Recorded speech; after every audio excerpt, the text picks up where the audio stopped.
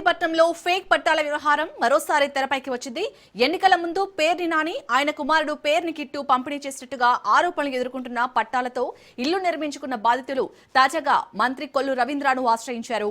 High court ఆదేశాల నేపథ్యంలో పట్టాలు రద్దు చేస్తున్నట్లు రెవెన్యూ అధికారులు నోటీసులు జారీ చేయడంతో వందలాది మంది బాధితులు మంత్రి వద్ద తమ గోడు వెళ్లబోసుకున్నారు.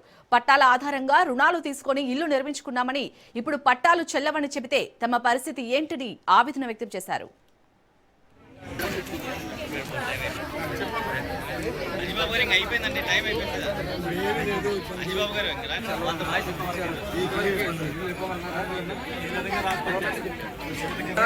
చూపించి మేము పట్టా ఇవ్వలేదని చెప్పండి అని చెప్పి మీతో సంతకాలు పెట్టుకునే ప్రయత్నం చేస్తాం. మీరు ఎక్కడ కూడా సంతకాన్ని మీ నాయకుడితో మాట్లాడి మాకు ఇది ఇచ్చారు కాబట్టి మీరే ఉన్నారు కాబట్టి మాకేంటి చెప్పండి సమాధానం లేడు.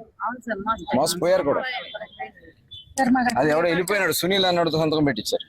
అసలు ఎంఆర్ఓ లేడు. అప్పుడు ఆడబిడ్డలందరూ కూడా రావడం కూడా జరిగింది. వాళ్ళందరూ కూడా చాలా నిరాశ నిస్పృహలతో ఏదైతే 2024 ఎన్నికల ముందు మరి ఆనాడు స్థానిక శాసనసభ్యుడు అలాగే వారి కుమారుడు పేర్ని నాని గారు అలాగే పేర్ని కృష్ణమూర్తి వారిద్దరు కూడా మేము ఇంటి పట్టాలు ఇస్తాము అని చెప్పి అన్ని ప్రాంతాల నుంచి కూడా కొన్న ఫేక్ పట్టాలు తయారు చేసి ఇలా ముద్రేసి దాంట్లో దొంగ సంతకాలు పెట్టించి ఈ రకంగా పట్టాలు మంజూరు చేశారు. ఇవన్నీ కూడా స్ట్రీట్ ఫీల్డ్, అసలు ఇవ్వడానికి అవకాశం లేనటువంటి స్థలాల్ని చూపించి సర్వే నెంబర్ 185/2 అని లేకపోతే స్ట్రీట్ ఫీల్డ్ అని కాలువ గట్లకి ఇరిగేషన్ ల్యాండ్స్ కి డ్రైనేజ్ ల్యాండ్స్ కి ఇష్టం వచ్చినట్లు వాళ్ళు ఇవన్నీ మంజూరు చేసినట్లుగా ఎలక్షన్ లో ఓట్లు చేసుకుని కొడుకుని గెలిపించుకోవాలనే ఒక దుర్బుద్ధితో పేర్ని నాని గారు కొట్టుకున్నాడు. ఆనాడు మేము అందరికి చెప్పడం జరిగింది, ఒక ఇళ్ల స్థలాలు ఇవ్వాలన్నా లేదంటే ఏదన్నా ఒక రెవెన్యూ కానీ దేనికి సంబంధించిన ల్యాండ్స్ ఇవ్వాలన్నా కూడా దానికి కొన్ని నిబంధనలు ఉంటాయి. నిబంధనల ప్రకారం చేయకుండా